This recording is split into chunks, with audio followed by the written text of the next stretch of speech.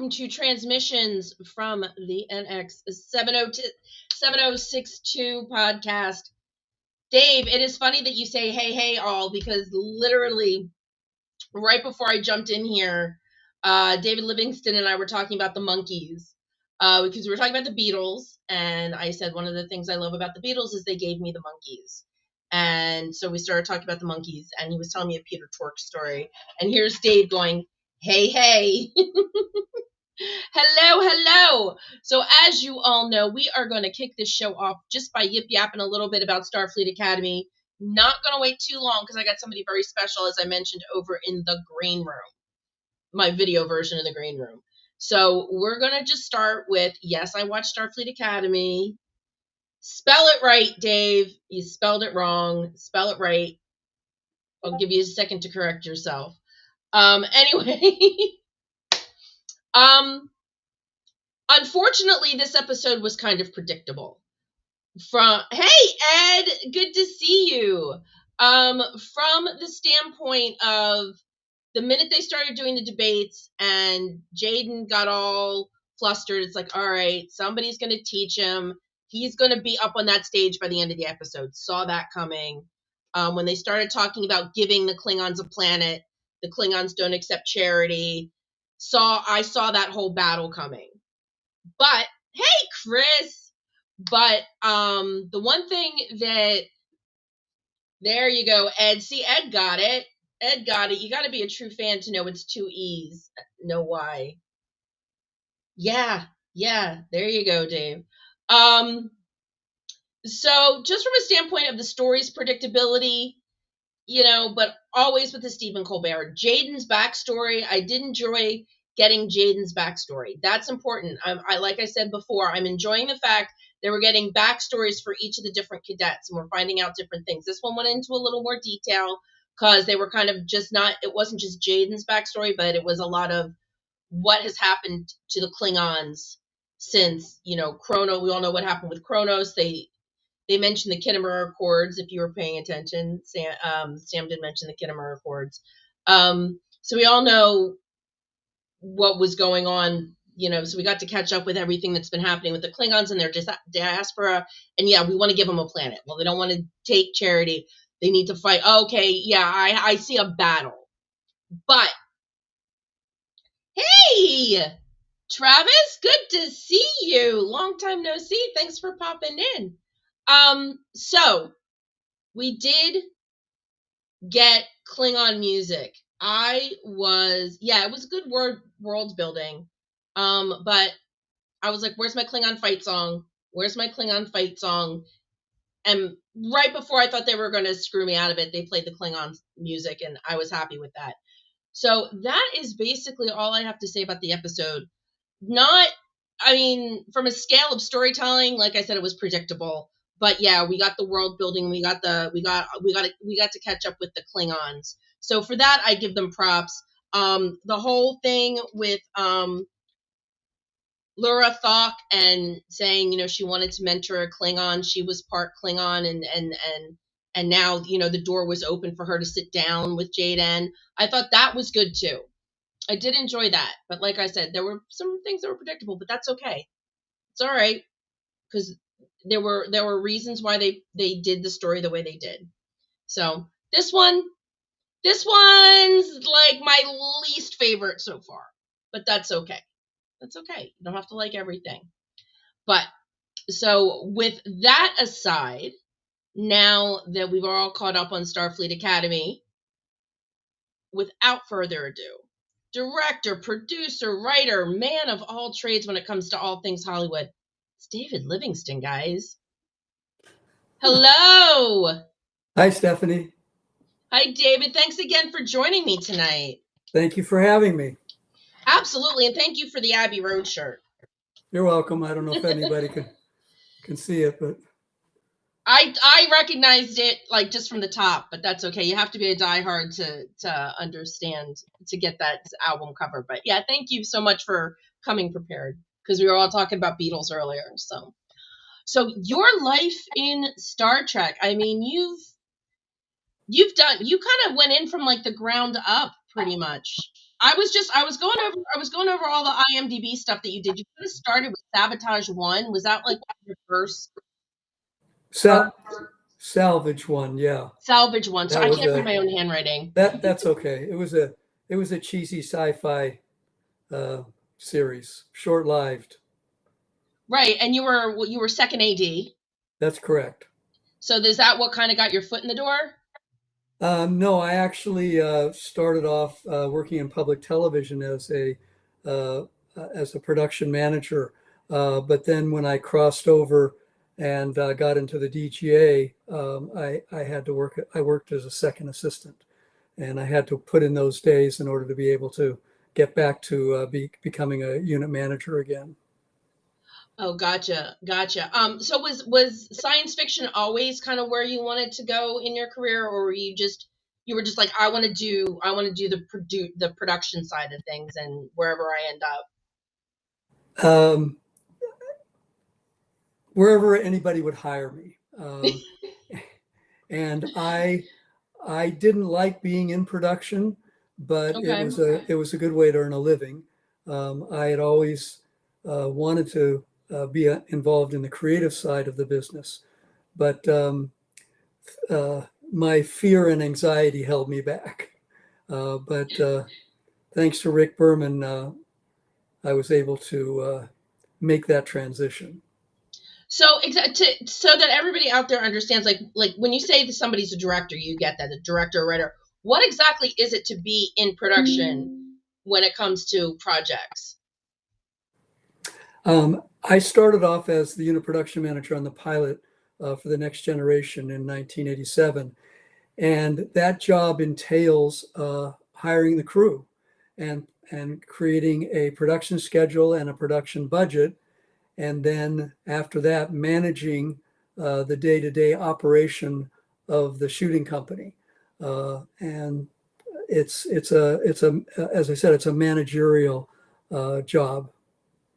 So yeah, so you were the guy that were like you had to worry about making sure things didn't go over union, like because then you'd have to pay the overtime and all the little nitty gritties that just keep the things moving along. Exactly. Yeah, I'm responsible for the fiscal part of the show and the operational part to make sure that we stay on track.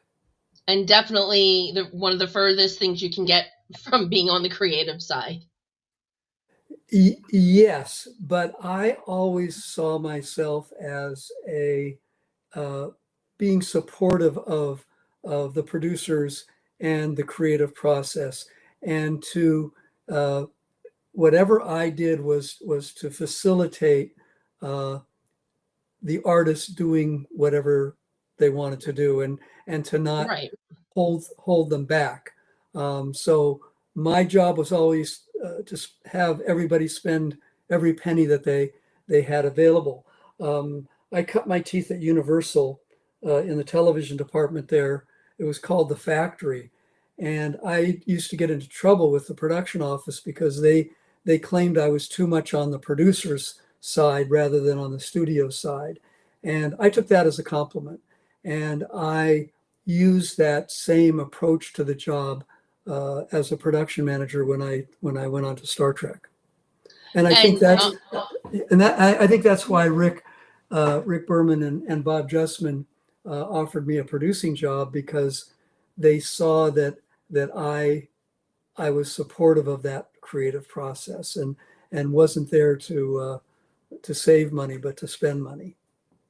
which was unusual for somebody in that position, like you said, because you weren't doing you were more towards the creative process than the nickels and dimes that the studios were interested Correct. in. Okay. So what? Okay, so now you're moving into the producer role, and exactly what I'm always fascinated by all the behind the scenes stuff and exactly what it means to be certain things. So when you became a producer, what did that turn into? What was that? At Christmas, on the first season of Next Generation, uh, I told Bob and Rick that I was going to leave the show because I didn't want to do episodic television. I was used to doing pilots and movies of the week, and I did not want to be involved in the grind of doing episodic, which is, it's a grind. It's tough, Mhm. and relentless, and there's no break, except when you get hiatuses and stuff. So I told them I was going to leave, and they made me an offer I couldn't refuse. They offered me the line producer job, which, um, I'll go in the weeds a little bit. It's an above the line position, um, as opposed to below the line, which is where I was as a production manager. Below the line are all the people who do all the work. Above the line people are the producers, the writers, the actors, and the directors. Um, so they offered me a line producer job, which was more money, uh, less work to do, and I had a production manager that worked under me. So basically, I could just sit back and watch everybody else do the work. So again, they made me an offer I couldn't refuse.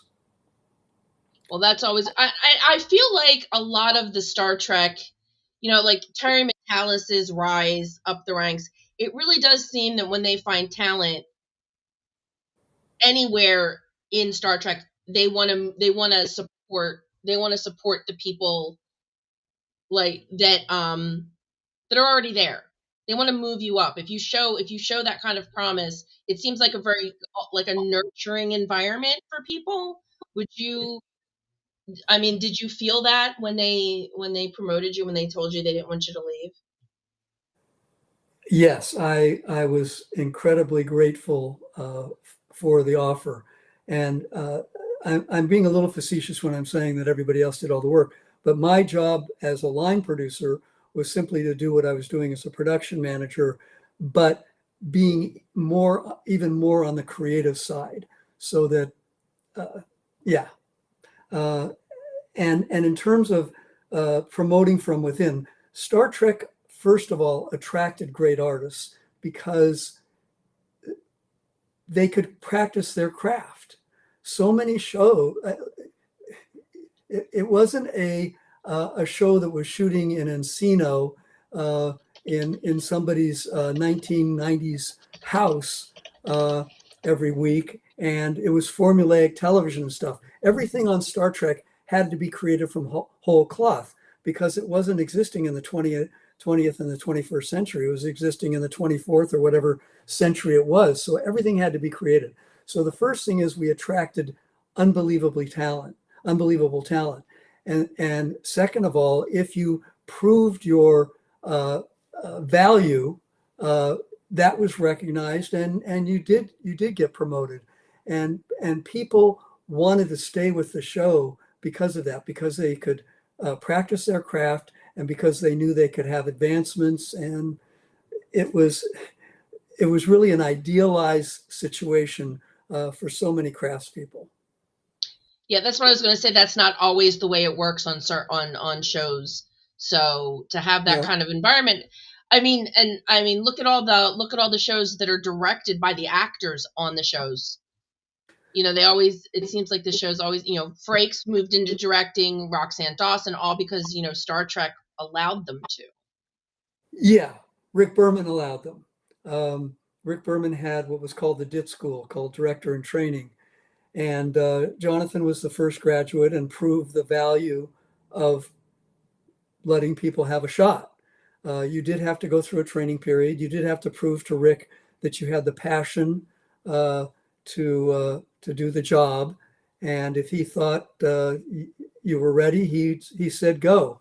And fortunately, I was a graduate of the DIT school as well, and Rick gave me an opportunity to direct.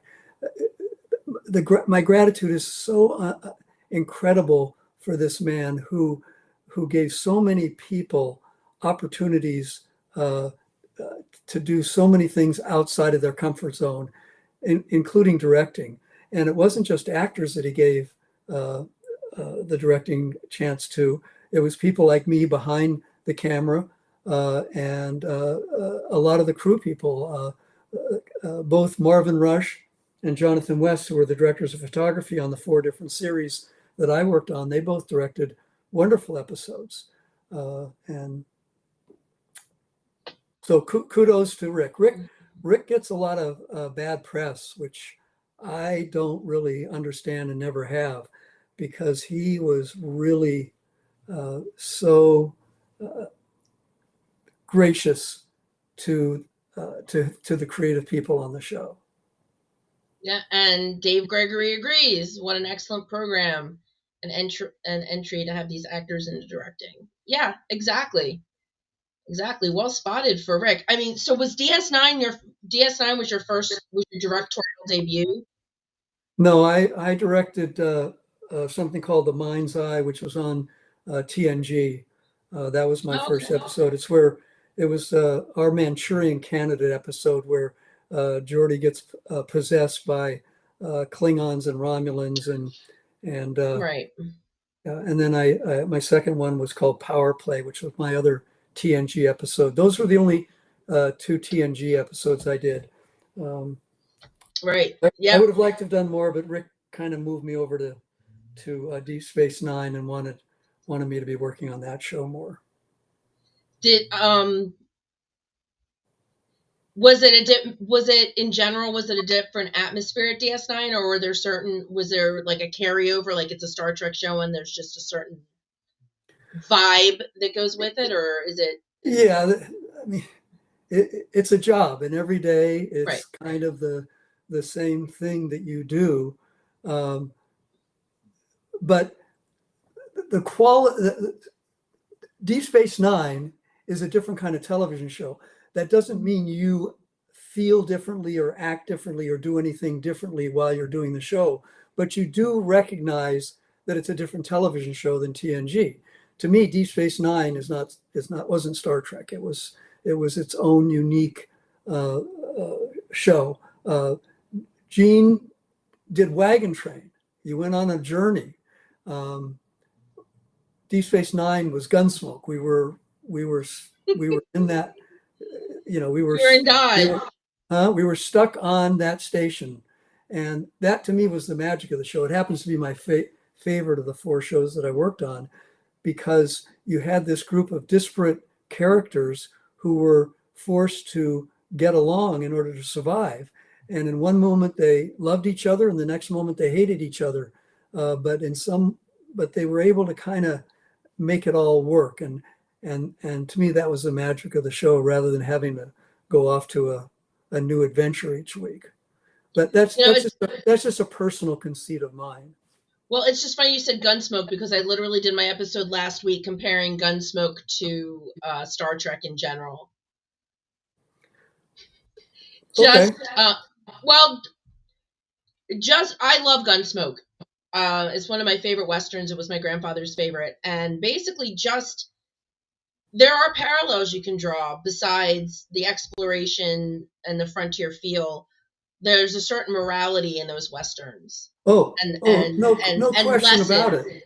and the lessons that they taught. Gunsmoke taught tolerance, and it was, like where Star Trek was talking about the racism between with African Americans. Gunsmoke was using Native Americans doing the Right. same thing, saying the same thing, and again in a time where it wasn't necessarily the best thing to be saying. Yeah, So no, yeah, I it's a great parallel. One happened 100 years earlier, and the other one happened 400 years later. So right. it gives you the separation of time, but the stories are still the same, and Yeah, the exactly. morals are still the same. Yeah, and if you've ever watched Gunsmoke, I Festus's being in like the second in command, his relationship with Doc Adams really did remind me a lot of Spock's relationship with Bones. Yeah, I don't think Gene would appreciate you saying that, because he probably stole it. I mean, Sorry, Gene. he It's okay probably though. no, yeah, exactly. So But I mean, yeah, yeah. I mean, yeah, it's the same, but obviously acted differently. But yeah, it was the same funny little "I like you, but I can't stand you" kind of back and forth that right, Festus and Doc had. yeah, good So point. yeah, so it was a fun show because, like I said, I just have been watching so much Gunsmoke recently. I'm like, you know what? I'm seeing things and I'm drawing these parallels. Plus, Great. oh, sorry, go ahead. No, great observations. That's all. Yeah, thank you. I'm Thank impressed you. by the parallels that you draw. Oh, thank you. Well, that and Shatner, Leonard, DeForest, and Jimmy Doohan were all in episodes. That's another fun little. Yeah, everybody did every show during that period. Oh yeah, that's another reason. I mean, 20 years worth of show. That's another reason I love watching it. Is just I get to see all these really cool actors, you know, in their very very beginnings. Travis had a question. I don't know if you can answer it, but it's an interesting question. Why didn't Deep Space Nine have a Saturday Kids show featuring Jake and Nog? That would have been cool. I have no idea. You have to ask Paramount. But hey, I think that would have been great. Some of my best days on set were working with Sirach and Aaron, and they were delightful together. And I think that would have been a great show. So kudos to you for suggesting it. You're about 25 years too late, though. I was friends with I'm friendly with both Aaron and Sirach, and watching them take their relationship off screen, start the seventh rule, you really did see that it wasn't just an on-screen friendship, which is always nice. Yeah, it was special. Yeah. Yeah, it was. Aaron, they're both very special. They're both really amazing people. So all right, so you've already said Deep Space Nine is your favorite. Was it also your favorite to direct besides just being your favorite show? Was it your favorite to direct out of all of them, or just you enjoyed Yes. them? Yes. It was? Yeah, because of the permanent cast characters conflict. There was always something going on between them and tension, and besides the main thrust of the story on TNG, everybody just got along, and to me it was Voyager was supposed to solve the problem that TNG had, and that was that everybody got along. We were supposed to have conflict within the main characters. So you had the Starfleet people versus the Maquis. It never happened. And it was to the detriment of Voyager. Deep Space Nine didn't do that. It's a different television show. It had conflict built in.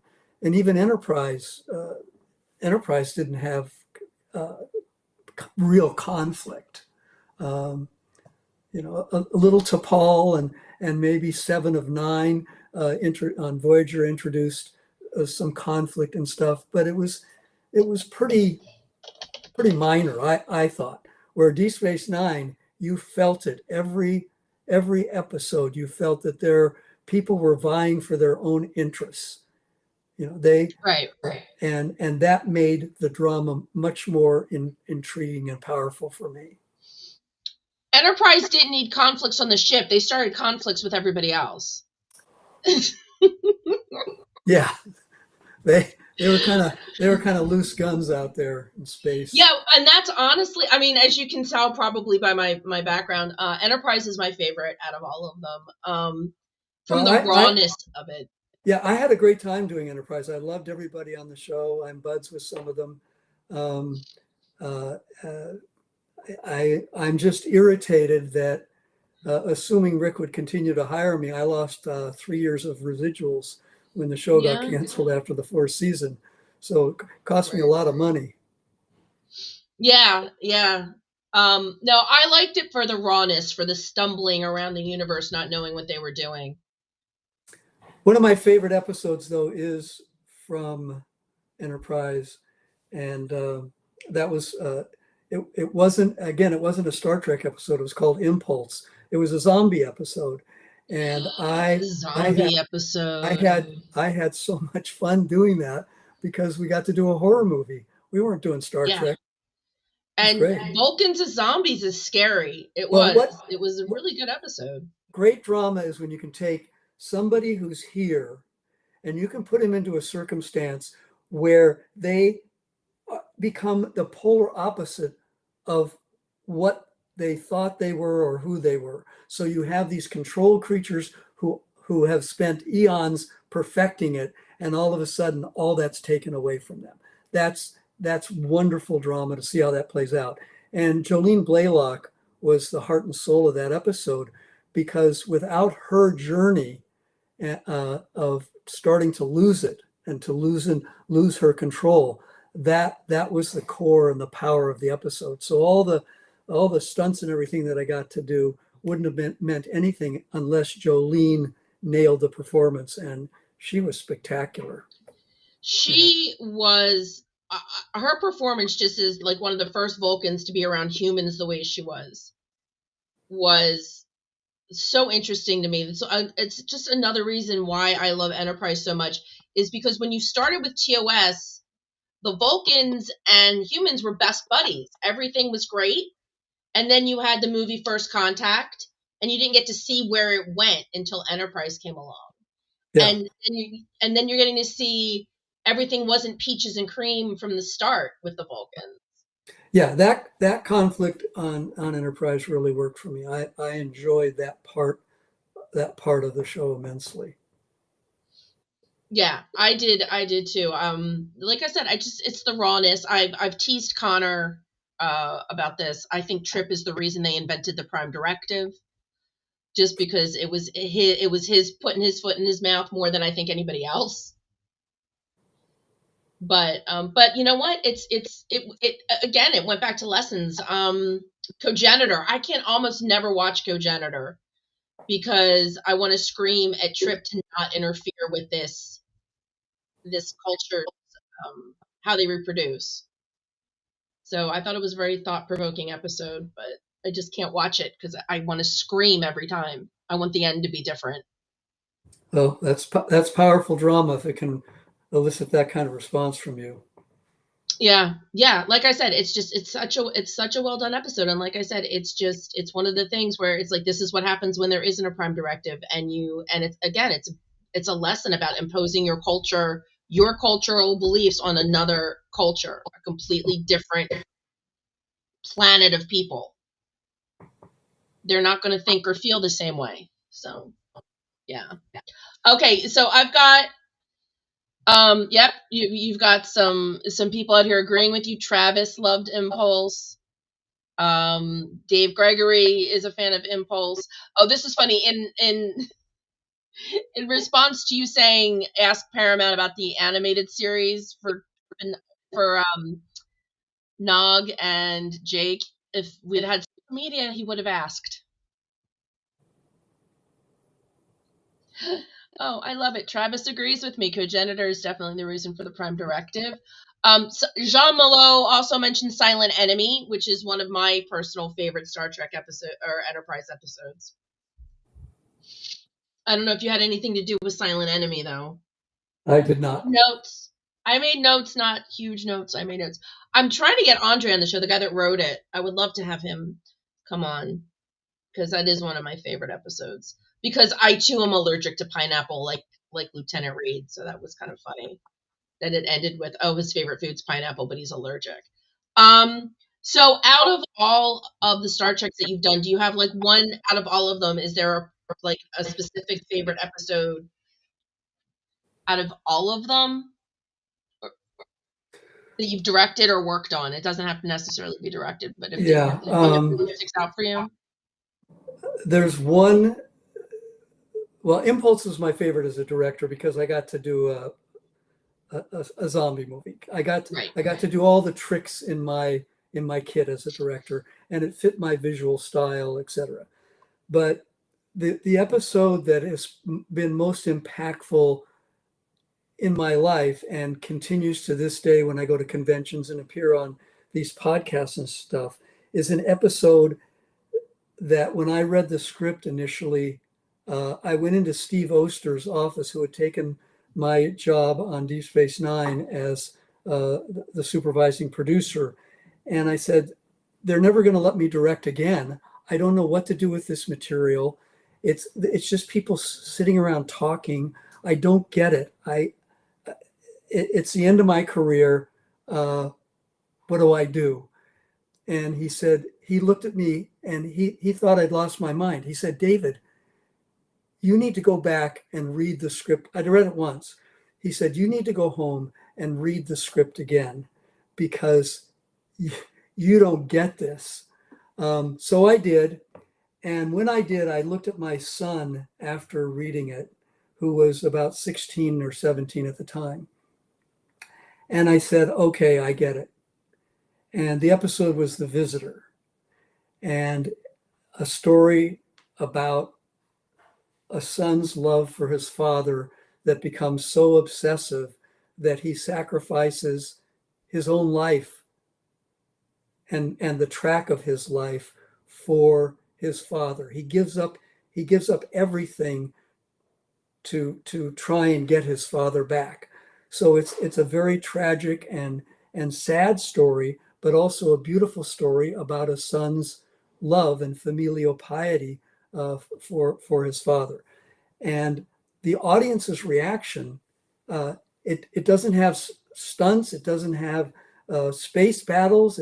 It's just a couple of some people sitting around talking for 46 minutes, but the emotion that comes out of that show is so powerful that people tell me all the time they cry at the end of it. Rick Berman called me into his office the morning after the episode aired, and he said, and I thought he was going to reprimand me because he regularly did reprimand me, depending on circumstances. And I figured, okay, what did I do now? And he takes me in his office, he closes the door, and he says, I need to talk to you. I said, okay. He said, you made my wife cry. And I said, what? He said, we watched The Visitor last night, and you made my wife cry. That was Rick's way of giving a compliment. Right. He won't tell you, oh, great job, David. It's, you made my wife cry. You should be ashamed of yourself.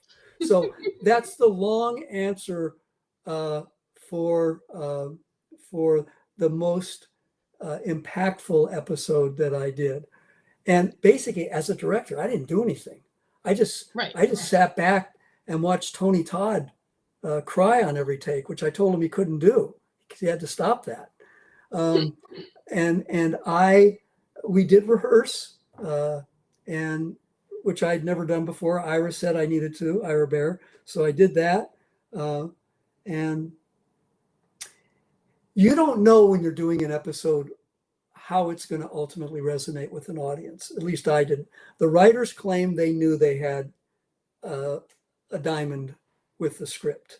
I didn't even know it until the show aired and we started getting feedback. And now, 25, 30 years later, I'm still getting that feedback, which is extraordinary. I didn't write the script.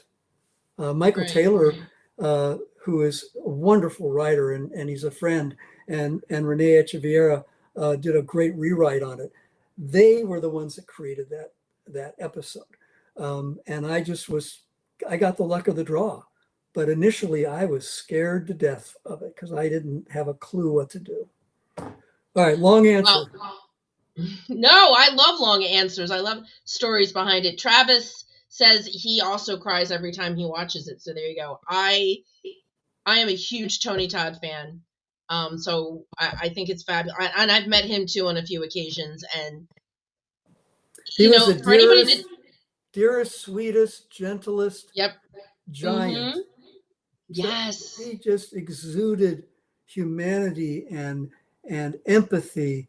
And he used to live in my neighborhood in Hollywood, and we'd meet at the market a lot, and we'd embrace right there in the market. Then he moved to Marina Del Rey.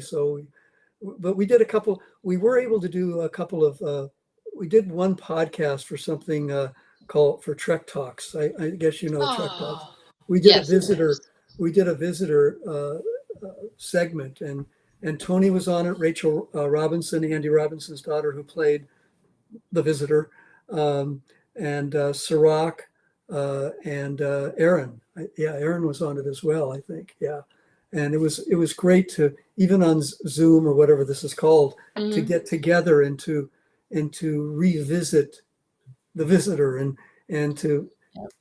yeah to share this commonality of experience, because it was very special.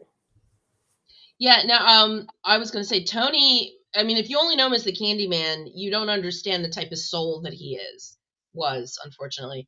But like just meeting him that first time, oh my gosh, he is just one of the gentlest, deepest. He's just an amazing person. And then the same Okay. seat. Well, go ahead. I'm sorry. No, I was just saying I was just really lucky that I had a couple of chances to hang out with Tony. You are fortunate, and it's funny because he could do anything. The same season, I think, that I did The Visitor, a couple of episodes later, he played Kern, Kern. Worf's brother, and Yep. he nailed that. And again, brought Yeah. brought empathy to this guy who he needs to kill himself. Uh, and Yep.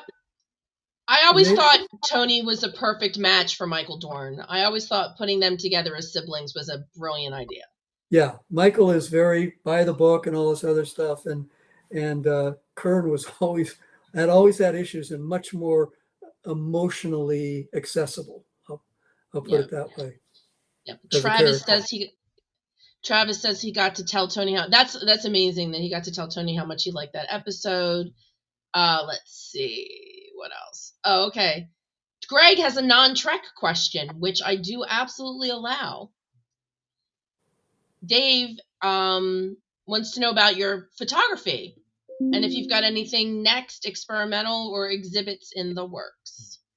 I am just finishing a 6-month documentary class where I have shot probably 20 to 30,000 photographs of Hollywood Boulevard.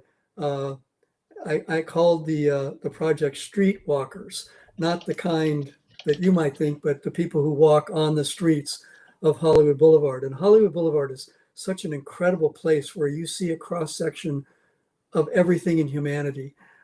So that's a project I was working on, and now I've been doing another project, traveling around Los Angeles, kind of just shooting ad hoc and doing a kitchen sink kind of photography, where if I saw something of interest, I shot it. Photography is my passion. Um, I uh, I got into show business, but my personality, I think, is more adapted to working alone. And as a photographer, especially a street photographer, that's what you're doing. You're doing it alone. But when I was shooting as a young person in my teens and my 20s, I was so frustrated by the process of film and having developed the film, couldn't develop the color successfully. I hated printing. I hated the wait time. I hated dealing with the labs. I hated dealing with the camera stores. So I really stopped shooting when I got into show business. And it wasn't until the digital age came in at the turn of the century, and I bought a Canon Rebel, and I died and went to heaven. And I then changed my career, and for 20 years I was a professional photographer working for Getty Images, but also doing my personal work, which is much more impactful for me. But I don't have any exhibit. I may do an exhibit here in the neighborhood, which I've done periodically. There's a space here that they let me put stuff up once in a while, and I may do that, but we'll see. If someone wants to see, is there any place online, like your socials, or any place that you display your photography? Or No, I did that at one point, but I'm not into the social stuff. I I'm taking photographs for my grandchildren, my granddaughters. I took a year printing what I consider my best work, and I have these huge folders of my work, and I'm bequeathing them to them because I most likely am not going to be around for them to get to know me uh, in a significant way.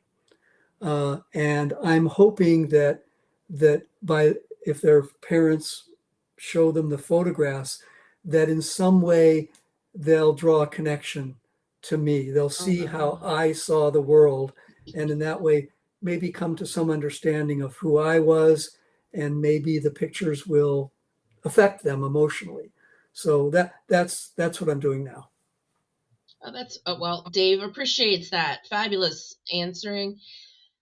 He is also loves his photography, so I think photography is fantastic. I mean, I dabbled in it when I was younger, but I never like did anything serious with it. But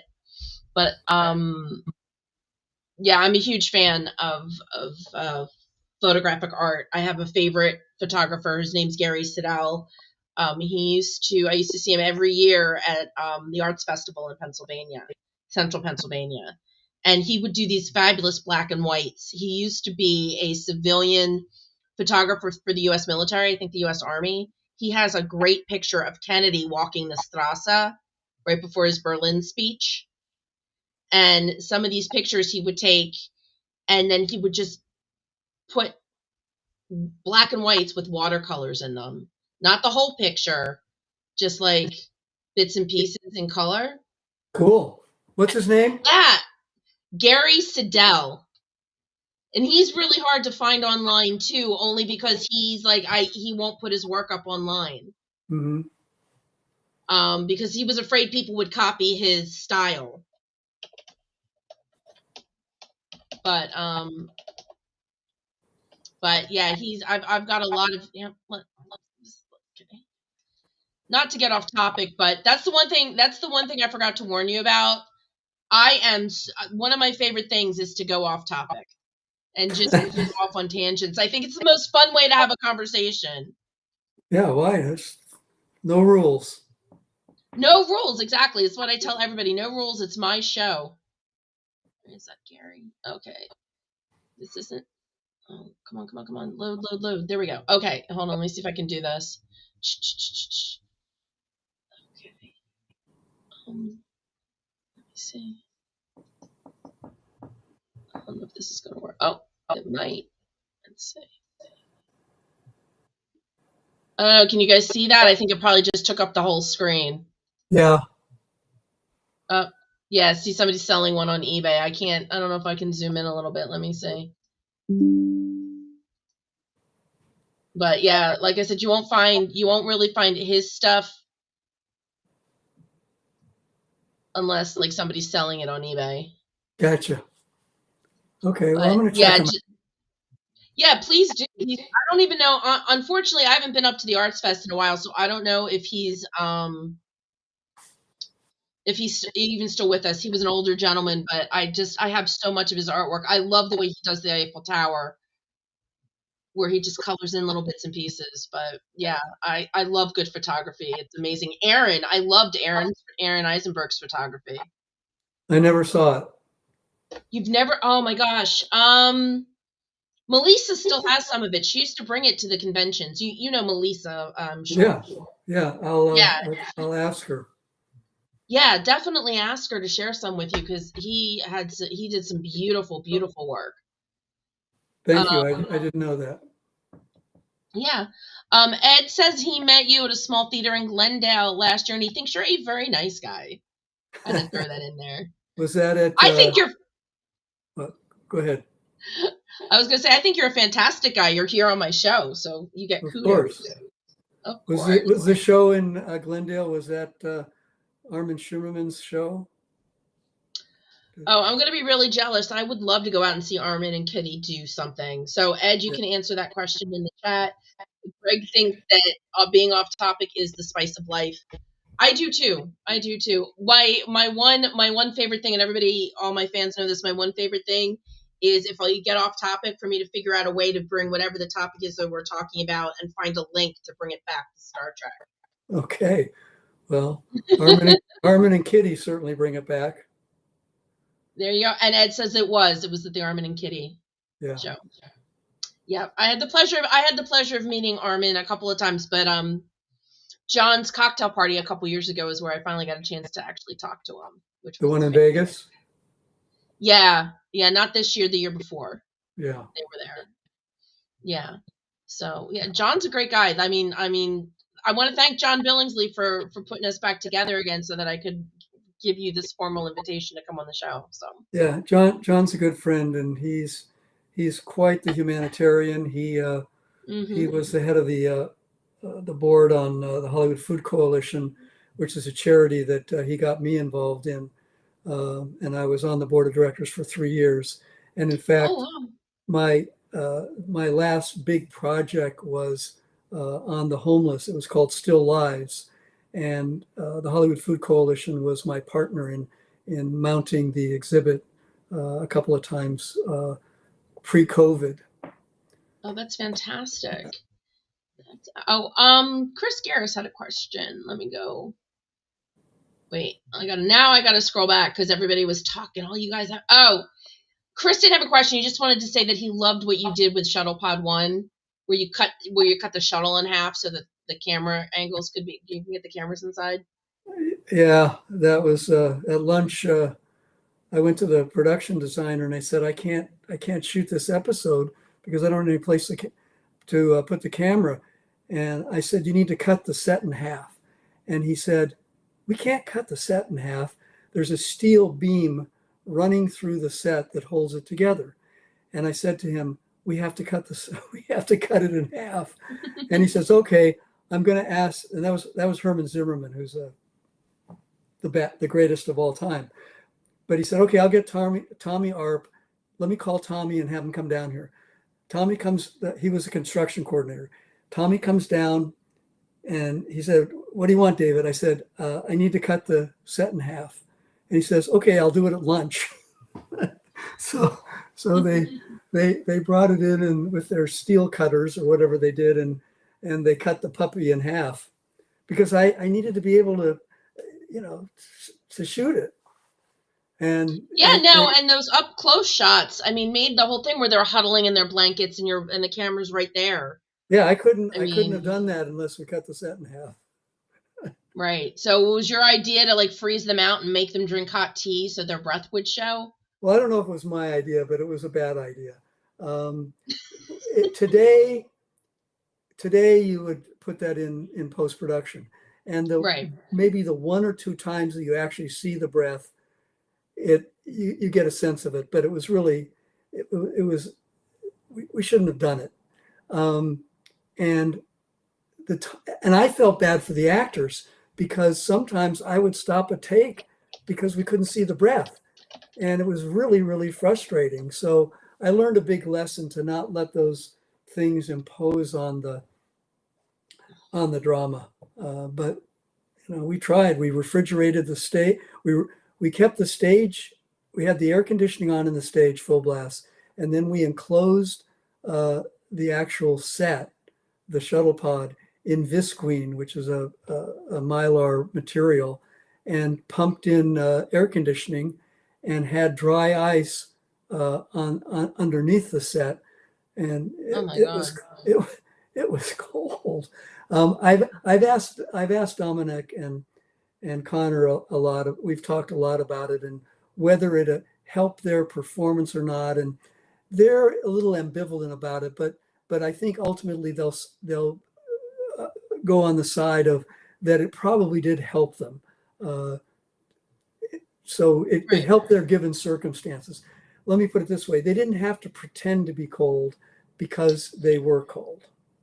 Right. And it probably helped to cement the friendship. It not only cemented the friendship of Reed and Tripp, but also that's probably where Connor and Dominic finally, through mutual suffering, probably helped build their friendship as well. They were pretty tight beforehand. They rehearsed. I didn't know this. They told me this after the fact, that they rehearsed a lot. And I told them how grateful I am to them that they did, because they were letter perfect.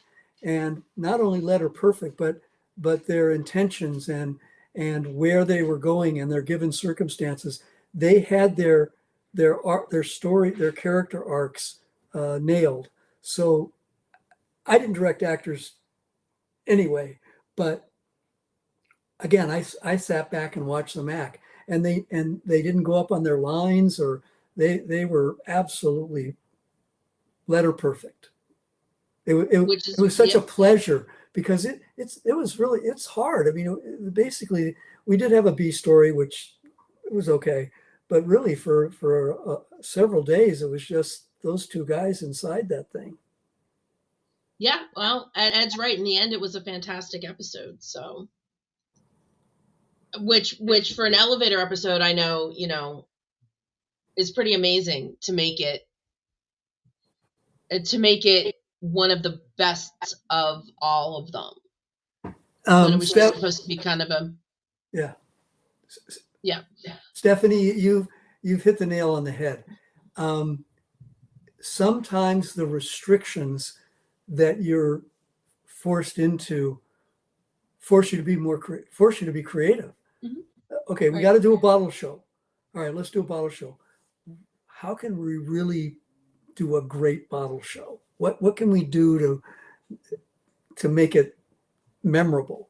And so sometimes when you're faced with budget restraints or time constraints or any kind of constraints on your artistry, that can be a good thing because it forces you to be creative and not rest on your laurels. You have to really think about it and figure your way out of how can I present this material in the most compelling way under the circumstances I'm given. And sometimes the results are quite surprising. Oh, I didn't do that. That was the weirdest thing I have ever. Shoot. I mean, we were getting ready to wrap things up. I was absolutely going to ask him what his plans were for Vegas, if he was just going to be hanging out with us like he usually does, just wandering the room and visiting, or if he was actually going to be invited to have a booth. And just so, wow. I mean, I can give it another couple minutes, see if he, see what happened. Let's see. Oh, I think he's back. Hold on. Always here. I was always here. There you are. Froze. You froze. I think I was fine. I don't know. You disappeared from my screen. I don't know, but you're back. I was You're here. back, and that's what's important. I'm still here. Okay. Actually, I was just thinking. The one thing I wanted to kind of end on was asking about Vegas. Are you going to be an invited guest this year, or are you just going to come out? Or don't you know yet? Well, I don't know yet. I hope so, but it all depends on whether I get invited. So pull some strings. I love going to Vegas to do the conventions. Me too. It is so gratifying to walk down the hallway and have people say hi to me and we get in these discussions and stuff. It's really, the fans are unbelievable. And I tell them there is much import to the Star Trek world as I am, because we're all in this community and we're all giving of ourselves for this wonderful thing that Star Trek is. So I hope I'm going to do the convention. We'll see. Yeah, I love it. I was actually having this conversation with Dominic last year about how much it feels like family. Yeah. And how grateful I am to be a part of the community. Well, tell Mark Altman to have me back. Okay. Listen, I know people who know people. I'll see what I can do. Okay. Mark's a friend, but I may be wearing out my welcome there. I don't know. We'll see. Oh, I don't think that that's possible. I think it's always a welcoming atmosphere regardless. So I don't think you could ever wear out your welcome. Oh my gosh, my brain is so frozen right now. It's you're living the life out there in LA. We're freezing under, what is it? It's 15 degrees here in New Jersey. Yeah, it was only in the 80s today, so it's kind of disappointing. I think we had 80 today. Yeah. Must be nice. So did you work with Vince Dedrick, the stunt coordinator for Enterprise? I love Vince Dedrick. Vince Dedrick's. Talk about hugging. When Vince and I see each other, we hug. The last time I saw him, though, was on the picket line in front of Disney during the strike. Oh, fantastic. Well, he's my guest next week. Oh, well, tell him hi. he did some I great will. he did some great stunt staging for me. He's got a great eye. He has a great sense of action, and he's also a really really nice man. He's a sweetheart. Oh yeah, I can't. I talked to him briefly on the phone. I'm really excited to have him on. I love, like I said, I love all the. I love how they put the sausage together. I love learning about the production side and the directing side. So I'm really excited to find out about the stunt side. Well, in Impulse would not have been the show, the episode it was without Vince, and Oh wow. coming up with all those stunts that he uh, that he created for the episode.